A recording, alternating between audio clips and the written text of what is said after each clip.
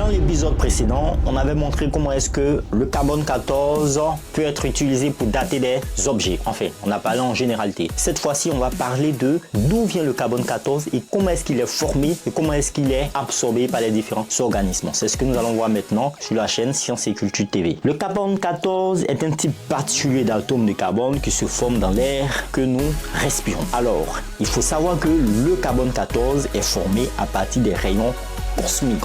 Quand ces rayons cosmiques rentrent en interaction avec le diazote de la Terre, alors on obtient le carbone 14. Expliqué comme cela, c'est simple, mais les détails, on les retrouve maintenant. La première étape, en fait, on va parler déjà des rayons cosmiques. Qu'est-ce qui se passe? Des particules provenant de l'espace, appelées rayons cosmiques, entrent dans notre atmosphère depuis le Soleil et d'autres parties de l'univers. Lorsque ces rayons entrent en interaction avec notre atmosphère, il faut savoir que dans l'atmosphère, il y a ce qu'on appelle le diazote.